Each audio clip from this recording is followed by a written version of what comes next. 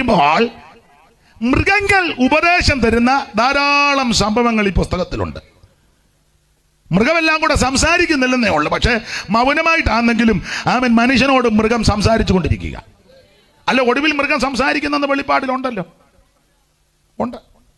മൃഗം സംസാരിക്കും. തെളിവ് ഒത്തിരി ഉണ്ട്. നിഷ്കന്മക്ഷ യുഗത്തിൽ മൃഗം സംസാരിക്കുമായിരുന്നു. മൃഗം മാത്രമല്ല, പാമ്പ് സംസാരിക്കുമായിരുന്നു. തള്ളയിട്ടൊക്കെ പാമ്പല്ലേ വന്ന് പറഞ്ഞ് ഇല്ലേ?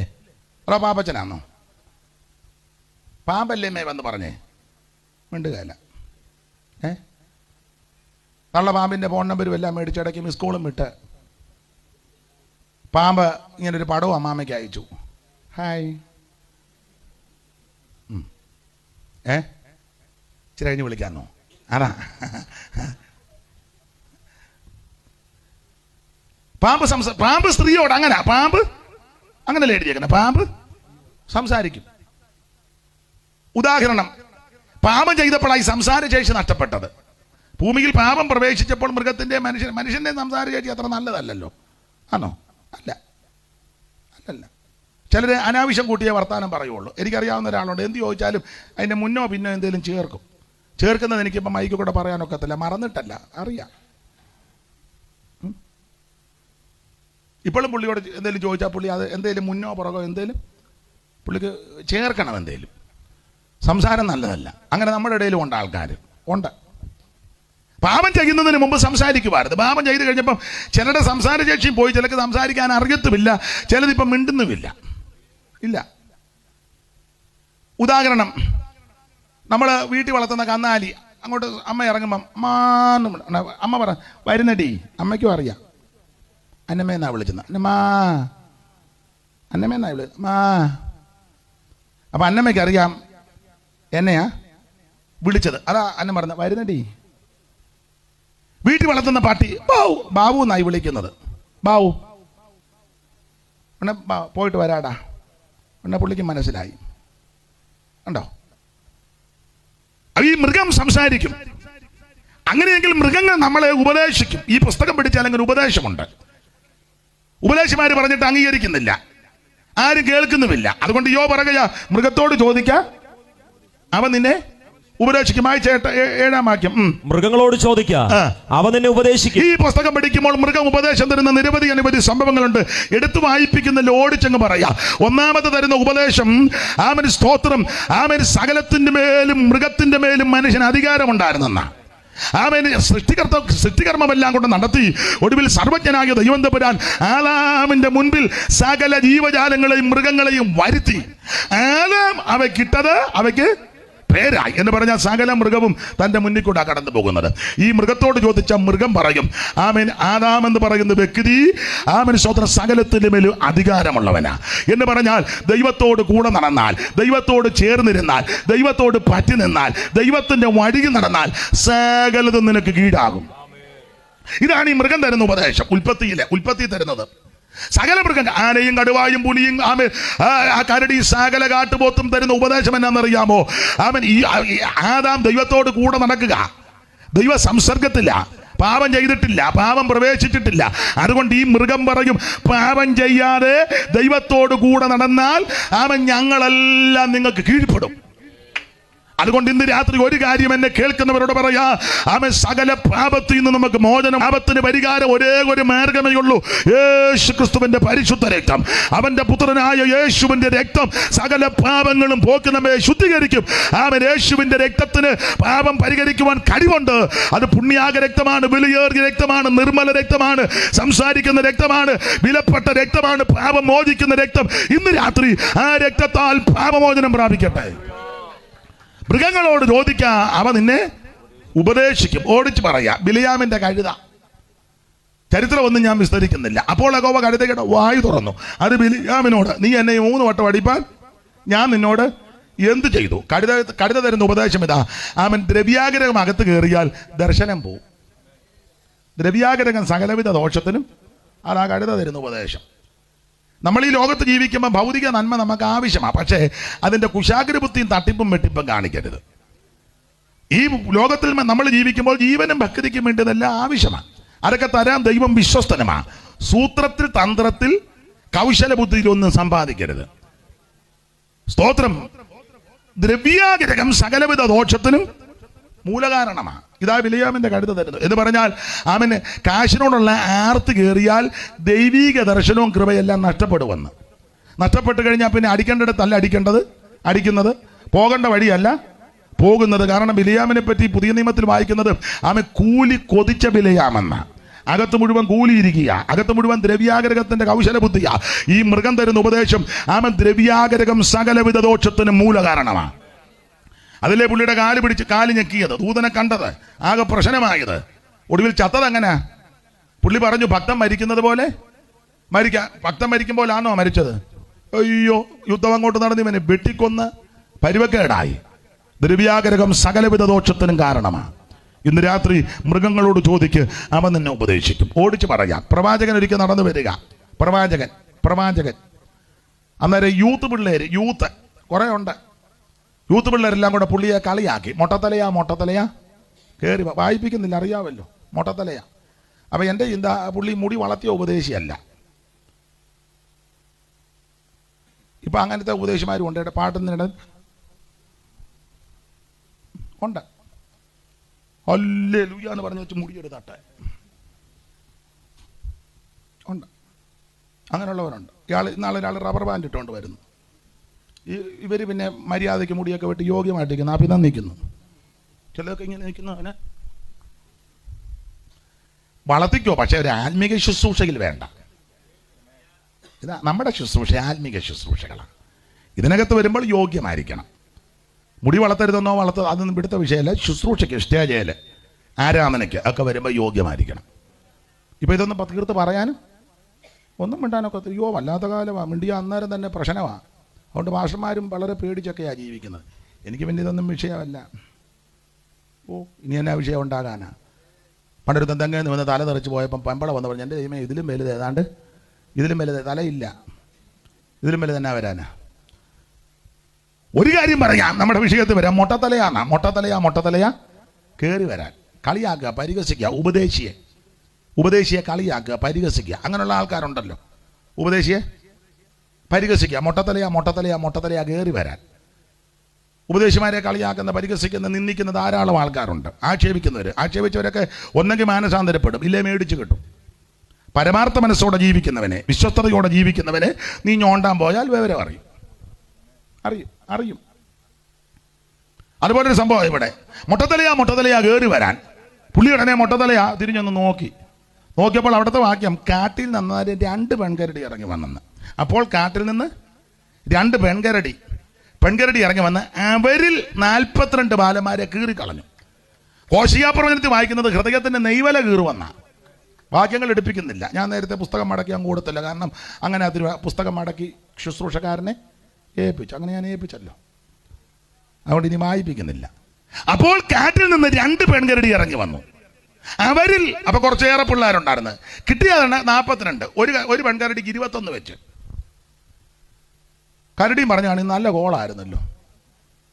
ഈ കരടിയോട് ചോദിച്ചാൽ കരടി പറയും, എടാ കൊച്ചുങ്ങളെ, എല്ലാരെയും നിന്നിച്ച് കളിയാക്കുന്നത് പോലെ അഭിഷേകത്തിന്റെ നേരെ നീ കയറി കൊമ്പ് കോർക്കരുത്.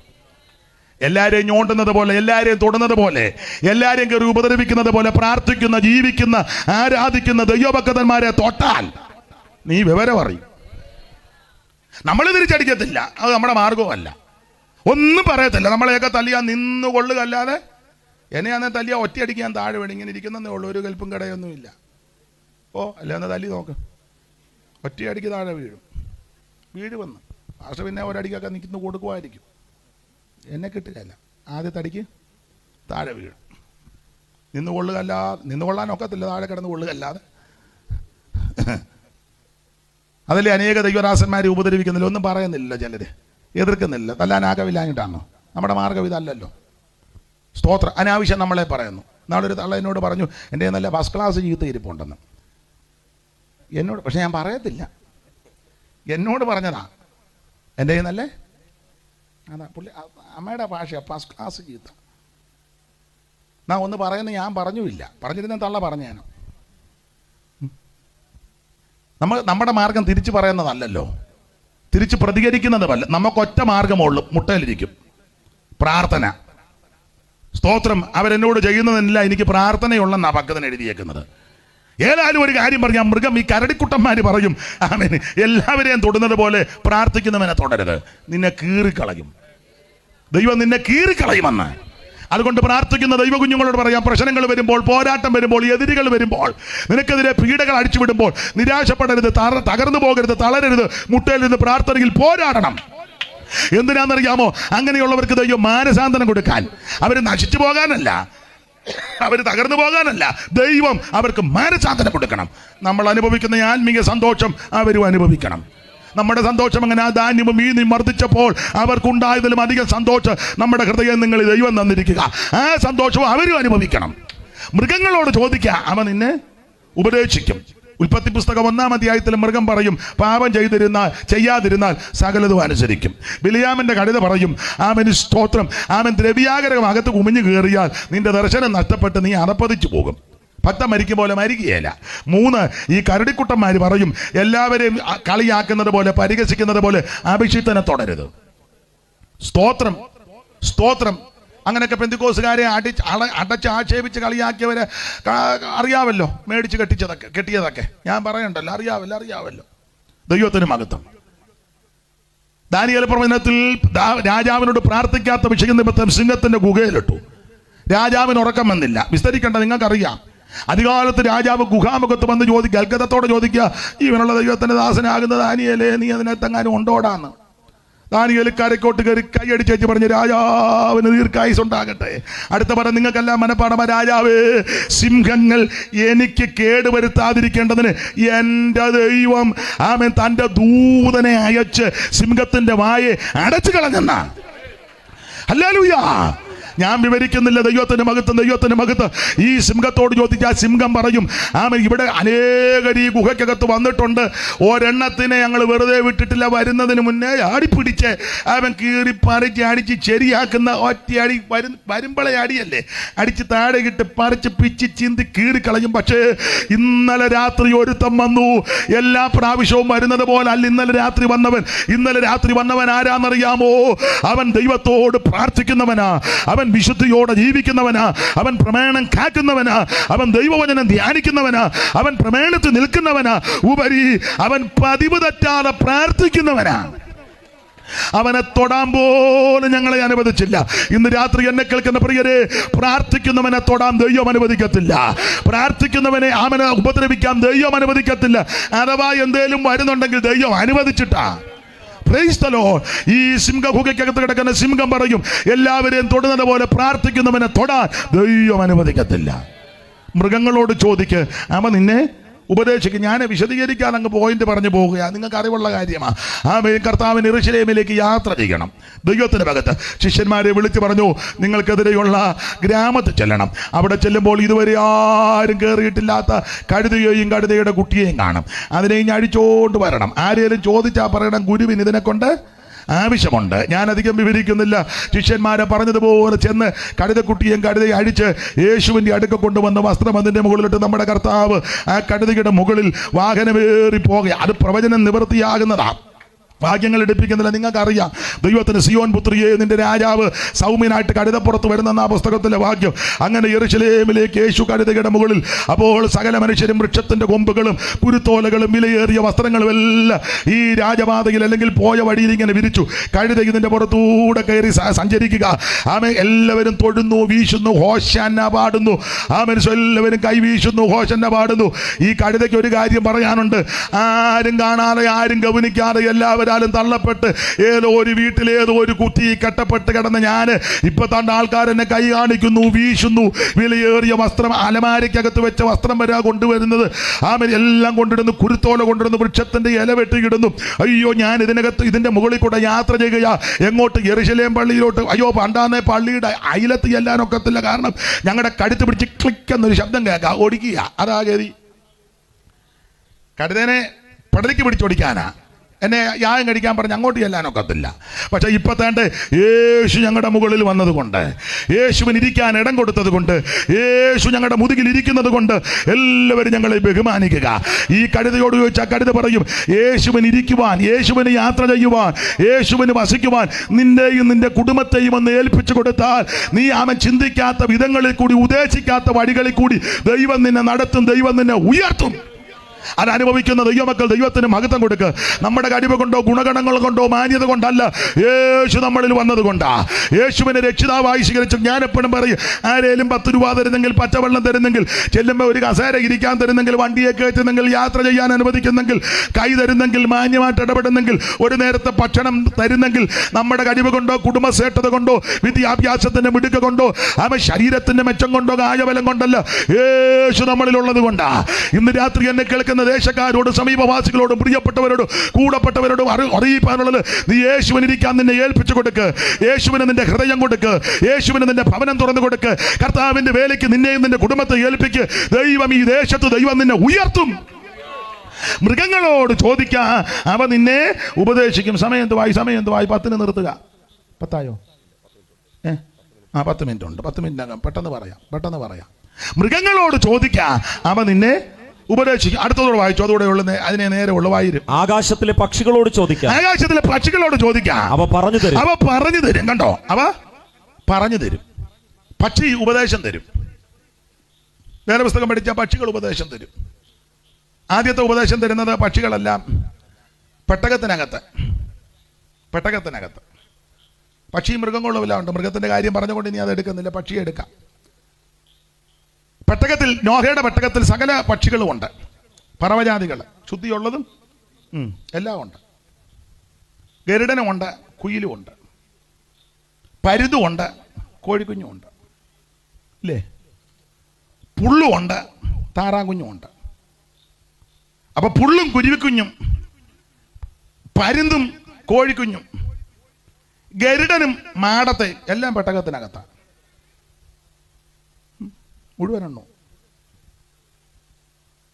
ഈ പെട്ടകത്തിനകത്തിരിക്കുന്ന ഈ പക്ഷികൾ തരുന്ന ഉപദേശം എന്നാണെന്നറിയാമോ? ഞങ്ങളെല്ലാം മാനസാന്തരപ്പെട്ടു. പരുന്ത് കോഴിക്കുഞ്ഞിനെ നോക്കി പറയാം, സ്തോത്രം. പിന്നെ കോഴിക്കുഞ്ഞു പരുന്തിനെ നോക്കി പ്രൈസ് അല്ല. ഉടനെ പുള്ള് കോഴിയെ നോക്കി ജീസസ്. ഉടനെ കോഴി ജീസസ് പ്രൈസ് അല്ല. എന്തുകൊണ്ട്? എന്നെ പരുന്ത് പറഞ്ഞു, കൃപയാല് സന്തോഷം. കോഴിക്കുഞ്ഞിനോട് ചോദിച്ചു, എൻ്റെ കൊണ്ട് വിശേഷം? ദൈവകൃപ കൊണ്ട് ഇതിനകത്ത് കയറി. നമുക്ക് സ്തോത്രം ചെയ്യാം. നിങ്ങളുടെ കാര്യമല്ല പറഞ്ഞത്, പെട്ടകത്തിനകത്തെ കാര്യമാണ്. നിങ്ങൾക്ക് ഞാൻ പിന്നെ അവസരം തരാം. ഈ പെട്ടകത്തിനകത്തിരിക്കുന്ന പക്ഷികൾ തരുന്ന ഉപദേശം, നീ ക്രിസ്തുവാകുന്ന പെട്ടകത്തിനകത്ത് കയറിയാൽ വൈരാഗ്യമോ വഞ്ചനയോ ചതിവോ തമ്മിത്തല്ലോ കൊലപാതകമോ അക്രമമോ അനീതിയോ തൊടുത്തിക്കുത്തോ പാച്ചിലോ കൂത്തോ ഇതൊന്നും ഉണ്ടാകുകയില്ല. യേശു ക്രിസ്തുവാകുന്ന പെട്ടകത്തിനകത്ത് നീ കയറി ഇരുന്നാൽ യാതൊരു പ്രശ്നമില്ല. വെളിയിലായിരുന്നേലോ കോഴിയും കുഞ്ഞുങ്ങളും കൊത്തിച്ചെന്ന് ഇറക്കിക്കുക, പരുന്ത് അന്നേരം പെട്ടകത്തിന് വെളിയിലാന്നേലോ. പണ്ട് അമ്മ ചെയ്യുന്നത് ഞാൻ കണ്ടിട്ടുണ്ട്. അമ്മ കോഴിക്ക് അടവെക്കും, താറാമുട്ടയും കോഴിക്കാണ് വെക്കുന്നത്. കോഴിമുട്ടയാണ് 21 ദിവസം 22 ആകുമ്പോൾ കൊത്തിച്ചിറങ്ങും. താറാമുട്ടയ്ക്ക് 28. താറാമുട്ടയ്ക്ക് 28 കെട്ടുകയല്ല, 28 ദിവസം. അപ്പോൾ കോഴിക്കുഞ്ഞുങ്ങളെ കൊത്തിച്ചിറക്കുമ്പോൾ അമ്മ ചെയ്യുന്ന കണ്ടിട്ടുണ്ട്. കൊത്തിച്ചിറക്കി കഴിയുമ്പം ഈ നെടിയരി ആണേ പൊടിയരി ആക്കും, ചെറുതായിട്ട് കല്ലേ വെച്ച് ഒതുക്കി അതൊക്കെ ഇട്ട് കൊടുക്കും. എന്നിട്ട് ഞങ്ങളോട് പറയാം, നോക്കിക്കോണം. ഒരു വടിയൊക്കെ തരും. നമ്മളിങ്ങനെ നോക്കുമ്പോൾ മേളിക്കൂടി ഇങ്ങനെ നടക്കുന്ന കാണാം. കണ്ണ് തെറ്റിയാൽ റാഞ്ചും. ഏതാ? വെളിയിലായതുകൊണ്ട്. ആ റാഞ്ചുന്ന പരുന്തും ഈ കോഴിക്കുഞ്ഞും ഇപ്പോൾ പെട്ടകത്തിനകത്ത് സുഖമായിട്ടിരിക്കുക. 2 വീടും അടുത്തടുത്തായിരിക്കുന്നു. ഇടയ്ക്കിടയ്ക്ക് കയ്യും കൊടുക്കുന്നുണ്ട്. പ്രൈസിലോ. ഇത് വെളിയിലാണേ നടക്കുമോ? സ്തോത്രം. ഈ പെട്ടകത്തിനകത്തേ നടക്കൂ. അതാ പെട്ടകത്തിന്റെ വിശേഷത. ഈ പെട്ടകം ക്രിസ്തുവാകുന്ന പെട്ടകം. ഇതിനകത്ത് കയറിയാൽ നിനക്ക് രക്ഷയാ. പെട്ടകത്തിനകത്ത് ഞാൻ പറയാറുണ്ട്, പെട്ടകത്തിന്റെ പുറത്ത് ന്യായവതി. ഏതാ? ജലപ്രളയം. പെട്ടകത്തിനകത്തോ രക്ഷ. എൻ്റെ ഭാഷ പറഞ്ഞാൽ രക്ഷ ന്യായവതിയായിട്ട് ഒത്തിരി ദൂരമൊന്നുമില്ല. 5 പലകയുടെ വ്യത്യാസം എൻ്റെ ഭാഷയാണ്. പലകയ്ക്കകത്ത് രക്ഷ, പലകയുടെ പുറത്ത് ന്യായവതി, ഇന്ന് രാത്രി രക്ഷയാകുന്ന പെട്ടകത്തിനകത്ത് നീ കയറിക്കോണം. ഇതിനകത്ത് കയറിയാൽ നിനക്ക് സുഖമാണ്. ഇതിനകത്ത് നിനക്ക് ആവശ്യമുള്ളതെല്ലാം ഉണ്ട്. ദീർഘദിവസങ്ങളിൽ വെള്ളം പൊങ്ങിയെങ്കിലും ഇതിനകത്ത് കയറിയ ഒരെണ്ണം ചത്തില്ല. പുറത്തിരുന്ന സകലതും ചത്തു. ഇതിനകത്തിരുന്നതിനെല്ലാം സുരക്ഷിതത്വമുണ്ട്. ഈ പക്ഷികളോട് ചോദിച്ചാൽ പക്ഷി പറയും, അയ്യോ വെളിയിൽ ഇരിക്കുകയായിരുന്നേ ഒരു സുരക്ഷിതത്വമില്ല, പരുന്ത് ഞങ്ങളെ എന്നേ അടിച്ചു മാറ്റിയാണ്. എന്നാൽ ഈ പെട്ടകത്തിനായതുകൊണ്ട് പരുന്ത് ഞാനും അടുത്തടുത്ത സീറ്റിലായിരിക്കുന്നത്, ഇത്രയും ദിവസം ഇരുന്നിട്ട് യാതൊരു കുഴപ്പവുമില്ല. പക്ഷികളോട് ചോദിക്കുക, അവ പറഞ്ഞു തരും. ഇനി പുസ്തകത്തിലില്ലെങ്കിൽ ഒരു ഒരു ഒരു ഒരു ഒരു ചിന്ത പറയാം. ഞാൻ മുമ്പേ പറഞ്ഞില്ല, അമ്മ കോഴിക്കുഞ്ഞുങ്ങളെ കൊത്തിച്ചിറക്കുന്ന ഞാൻ കണ്ടിട്ടുണ്ട്. അപ്പോൾ ഈ പൊടിയരി ഒന്നുകൂടെ കുറച്ചുകൂടെ ചെറുതാക്കി വെച്ച് കോഴിക്കുഞ്ഞുങ്ങൾക്ക് കൊടുക്കും. ഇത് ഇറങ്ങി വരുമ്പോഴേ പച്ചമഞ്ഞൾ കല്ലേ വെച്ച് അരച്ച് വെള്ളത്തിൽ കലക്കും. കലക്കി വെച്ചാൽ വെള്ളവും കൊണ്ട് ഒരു പാത്രത്തിൽ വെള്ളവും മഞ്ഞൾ കലക്കിയ വെള്ളം ഇപ്പറ ചെറിയ പൊടിയരി. അപ്പോൾ കോഴിക്കുഞ്ഞുങ്ങൾ അങ്ങോട്ട് വന്ന് ചില മുട്ട വിരിഞ്ഞ് വരുമ്പോൾ ഈ കോഴിക്കുഞ്ഞിൻ്റെ ചുണ്ടിലൊരു പാടയുണ്ട്, അത് അമ്മ പൊളിച്ച് കളയും. നിങ്ങൾ കണ്ടിട്ടുണ്ടോ? പക്ഷേ ഞങ്ങൾക്ക് അത് കാണാനൊന്നും നേരം. അപ്പം ഈ ഞാൻ ശ്രദ്ധിച്ചിട്ടുണ്ട്, ഈ കുഞ്ഞുങ്ങൾ ഈ പൊടിയരിയിലെ ഒരു കൊത്തി വെച്ചാൽ വെള്ളത്തിലൊന്നും മുത്തും. കുത്തി വെച്ചു എൻ്റെ ഭാഷ പറഞ്ഞ സ്തോത്രം ചെയ്യുന്നതാണ്. ആയുസിനാദ്യം ഈ പൊടിയരി ഈ വെള്ളവും തന്ന ദൈവത്തിന് സ്തോത്രം. നീ മൂക്ക് മുട്ട തിന്നുക, സ്തോത്രം പറയുന്നുണ്ട്. ചിലര് പ്രാർത്ഥിച്ചേച്ച് കഴിക്കുന്നവരുണ്ട്, ദൈവത്തിന് നന്ദി പറഞ്ഞ് കഴിക്കുന്നവരുണ്ട്. ചിലര് ഇതൊന്നും വിഷയമല്ല, കിട്ടിയ ഉടനെ. നമ്മുടെ ഇടയിലും ഉണ്ട്. പണ്ടൊരു യോഗത്തിന് പോയപ്പം കുറച്ച് പേര് ആദ്യം അങ്ങ് കഴിച്ചു. ഞാൻ പ്രാർത്ഥിക്കാനിരിക്കുക. വേറൊരു യോഗത്തിന് ചെന്നപ്പം ഒരാൾ ആദ്യം അങ്ങ് കഴിച്ചു. അപ്പോൾ സ്റ്റേജിൽ നിന്ന് പുള്ളി പറഞ്ഞു, ഇന്നയാൾ പ്രാർത്ഥിക്കും. പുള്ളി പറഞ്ഞു, നമുക്ക് വേണേ പ്രാർത്ഥിച്ചാൽ മതി, മുട്ട വായി കിടക്കുക വായില്ല, നമുക്ക് വേണേ പ്രാർത്ഥിക്കാം. ഒരു കാര്യം പറയാം, നിനക്കെപ്പോൾ ഭക്ഷണം കിട്ടിയാലും ദൈവത്തെ മഹത്വപ്പെടുത്തണം. നൂറുകണക്കിന് ആയിരക്കണക്കിന് ലക്ഷക്കണക്കിന് ആൾക്കാർ ഭക്ഷണം കഴിക്കാതെ ഭാരപ്പെടുക. ഒരു നേരത്തെ ഭക്ഷണത്തിന് വേണ്ടി ഞരങ്ങുന്ന കെഞ്ചുന്ന ധാരാളം ആൾക്കാരുണ്ട്. ഞാൻ ഞങ്ങളുടെ സഭയിലും വീട്ടിലുമൊക്കെ പറയും, ഒരു ചോറ് പോലും കളയരുത്, കറിയുടെ അരി പോലും നീ കളയരുത്. ആവശ്യമുള്ളത് മേടിക്കണം, ആവശ്യത്തിനുള്ളത് മേടിച്ചോ, കഴിച്ചോ, പക്ഷെ കളയരുത്. എത്രയോ ലക്ഷങ്ങൾ, എത്രയോ ആയിരങ്ങൾ, ലക്ഷങ്ങൾ ആ ഭക്ഷണമില്ലാതെ ഭാരപ്പെടുന്നത്. അപ്പം നിനക്ക് ദൈവം തമ്പുരാൻ ഭക്ഷണം തരുമ്പോൾ ദൈവത്തിന് നന്ദി പറയണം. മാത്രമാണോ, എനിക്ക് വളരെ ഭയത്തോടും ഭാരത്തോടുമൊക്കെയാണ് ഞാനിത് പറയുന്നത്. അനേകർ മെഡിക്കൽ കോളേജിലും മറ്റ് ആശുപത്രികളിൽ മൂക്കിക്കടെ ട്യൂബും ഒക്കെ ഇട്ട് ലിക്വിഡായിട്ട് കഞ്ഞിയൊക്കെ മിക്സിക്കകത്ത് അടിച്ച് ആ കുടലിനകത്തൂടെ അല്പം കിട്ടുന്നത്. എനിക്ക് സങ്കടമുണ്ട്, ദൈവം അവരെ വിടുവിക്കട്ടെ. പക്ഷേ ഞാനൊരു കാര്യം പറയാം, അങ്ങനൊന്നും ഇടവരാതെ ഒരു പ്ലേറ്റ് ചോറും 2 പ്ലേറ്റ് ചോറും അതിനടുത്ത് കൂട്ടാനും പിന്നെ ഇരിക്കുക, കന്നിട്ടയ്ക്ക് തരികാതിരിക, 2 മക്കളെന്ന് പറഞ്ഞ് താ. എന്നോടൊരാൾ ചോദിച്ചു, ഒരിക്കൽ പറഞ്ഞു, ചിക്കൻ്റെ കാല് തരാം. ഞാൻ പറഞ്ഞു, ഒരു കോഴിക്ക് 2 കാലേ ഉള്ളൂ. പുള്ളിക്ക് കാല് മതി, നെഞ്ചും തലയെല്ലാം പിന്നെ ആർക്കാ? കാല് തരാൻ. അടുത്ത കാലത്ത് ഒരാൾ പറഞ്ഞു, ഒരു യോഗം നടന്നപ്പോൾ പറയുന്നത് മോശമാണ്, ഇതുപോലെ മേടിച്ചു കൊടുത്തു. പുള്ളി കാലെല്ലാം എടുത്ത് പാത്ത് വെച്ചു, നെഞ്ചും തലയെല്ലാം അവർക്കെല്ലാം കൊടുത്തു. അപ്പം നടത്തിപ്പുകാരൻ വന്ന് നോക്കി, എന്ത് കഴിഞ്ഞുണ്ടോ നോക്കിയപ്പോൾ ഒരു 10-25 കാല്. പുള്ളി പറഞ്ഞ് മുഴുവൻ തിന്നോണം, ബാക്കി ഇവിടെ വെച്ചേക്ക് വീട്ടിൽ കൊണ്ടുപോകാൻ പറഞ്ഞു. ഇത് അവർക്ക് കൊടുക്കാൻ മേടിച്ചല്ലേ. പുള്ളിക്ക് കാലിഷ്ടം, അതിന് 25 കാല്. അങ്ങനെയുള്ള ബിരുദന്മാരും ഉണ്ട്, ധാരാളം ഉണ്ട്. ഞാൻ പറയുന്നത്, ആവശ്യത്തിന് കഴിച്ചോണം, കളയരുത്. ഒരു ചോറ് കളയരുത്, ഒന്നും കളയരുത്. കല്യാണത്തിനൊക്കെ കാണിക്കുന്ന വൃത്തികേട് നിങ്ങൾ കണ്ടിട്ടുണ്ടോ? ചില കല്യാണങ്ങൾക്ക് കണ്ടിട്ടില്ലേ? എന്ത് വീണ്ടും ഭക്ഷണമാണ് വേസ്റ്റാക്കി കളയുന്നത്. ദൈവന്യായം വിധിക്കും, ദൈവന്യായം വിധിക്കും. സ്തോത്രം. ഒരു ഭക്ഷണവും കളയരുത്. നിങ്ങളുടെ വീട്ടിൽ ഭക്ഷണം അധികം വന്നാൽ ഭക്ഷണമില്ലാത്ത ആരെങ്കിലുമൊക്കെ ഉണ്ടല്ലോ, അവർക്ക് കൊണ്ട് കൊടുക്കണം. രാത്രി ആണെങ്കിലും കൊണ്ട് കൊടുക്കണം, കൊടുക്കണം. സ്തോത്രം. 10:30 വിളിക്കാൻ പറ. 9:00 നിർത്തുവന്നോർത്തായിരിക്കും വിളി വന്നത്. 10:30 എന്ന് പറ. ദൈവത്തിന് മഹത്വം. എന്നെ കേൾക്കുന്ന പ്രിയരെ, ഭക്ഷണം ഒന്നും കളയരുത്. ഭക്ഷണം തരുന്ന ദൈവത്തിന് നന്ദി പറയണം. പക്ഷികളോട് ചോദിക്കുക, അവ പറഞ്ഞു തരും. പെട്ടകത്തിനകത്ത് നിന്ന് രണ്ട് പക്ഷിയെ പറത്തി വിട്ടല്ലോ. ഒന്ന് മലങ്കാക്ക. മലങ്കാക്കയെ പറ്റി വന്നും പോയും നിന്നാ വന്നും. അങ്ങനെയുള്ള വിശ്വാസികളുണ്ട്. ഈ ആഴ്ച വരും, അടുത്ത ആഴ്ച വരികയില്ല. 2 ആഴ്ച വരും, 3 ആഴ്ച വരും, വന്നും പോയി നിൽക്കുക. കഴിഞ്ഞ ആഴ്ച ഇവിടെ ആയിരുന്നു, ഒരു കല്യാണം ഉണ്ടായിരുന്നു. അടുത്ത ആഴ്ച വരുമോ? നോക്കട്ടെ. അടുത്ത ആഴ്ചയോ? ഒരു എൻഗേജ്മെൻ്റ് ഉണ്ട്. ഇങ്ങനെ അങ്ങ് നടക്കുക. നീ മലങ്കാക്കയാ, നിന്റെ പേരാണ് മലങ്കാക്ക. വന്നു പോയി. പക്ഷേ പ്രാവ് അങ്ങനല്ല. പ്രാവിനെ പറത്ത് വിട്ട് കഴിഞ്ഞപ്പോൾ അത് ഇരിക്കാൻ ഒരു സ്ഥലവും കാണുന്നില്ല. ആദ്യം ഇനി തിരിച്ചു പോന്നു. പിന്നെ ആ പച്ച ഒലിവല കുത്തിക്കൊണ്ട് വന്നത്. എനിക്ക് തോന്നുന്നത് തോസൂട്ടി പാസ്റ്റർ എഴുതിയ ഒരു പാട്ടിൻ്റെ വരിയുണ്ട്. ഇരിക്കുവാൻ ഒരിടമും കാണുന്നില്ല, എൻ്റെ കീഴെ വൻസാഗര ജലം മാത്ര. ഇതിന് പൊട്ടിക്കും. ഇരിക്കുവാൻ ഒരിടമും കാണുന്നില്ല, എൻ്റെ കീഴെ വൻസാഗര ജലം മാത്രം. തളരുന്ന എൻ്റെ കൂടെ പറന്നോരെയും കാണുന്നില്ല, എൻ്റെ കൂടെ പറന്നോരെയും കാണുന്നില്ല. ഇരിക്കുവാൻ ഒരിടം കാണുന്നില്ല, എൻ്റെ കീഴെ വൻസാഗര ജലം മാത്രം. ഇരിക്കുവാൻ ഒരിടം കാണുന്നില്ല, എൻ്റെ കീഴെ വൻസാഗര ജലം മാത്രം.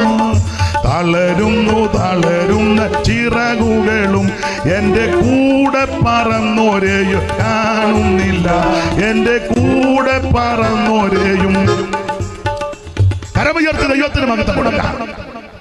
ഇപ്പം നന്നായി കേട്ടോ. ഇപ്പം ഞാൻ പാടുകയും ഇവർ വായിക്കൊണ്ട് ചെയ്തപ്പം വളരെ ഇതുപോലെ ആദ്യം മതിയായിരുന്നു. ഇപ്പം എന്താണ്ട് ചെയ്ത് ഇതിനകത്ത് ഇപ്പം അല്ല, ഇങ്ങനെ വളരെ നന്നായി. ഇപ്പം നന്നായി.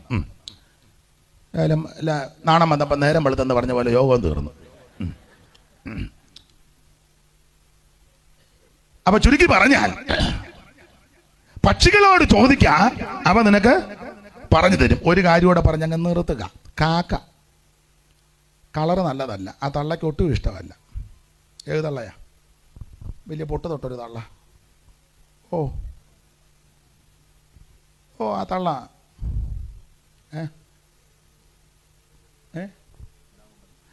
എന്നാ മണ്ഡലമാന്നേലും കളറ് നല്ലതല്ല. ആരുടെയാ?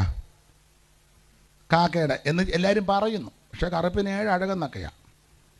അതൊക്കെ നോട്ടീസിലും ഒക്കെ ഉള്ളു. പക്ഷേ വിഷയത്തോടെ അടുക്കണം ചിലരുടെ. കറുപ്പിന് പിന്നെ അങ്ങനെ ഒരാൾ വന്ന് സ്റ്റേജിലിരുന്ന് ഉടനെ നോട്ടം ഉടനെ പറയാം മറ്റേതാ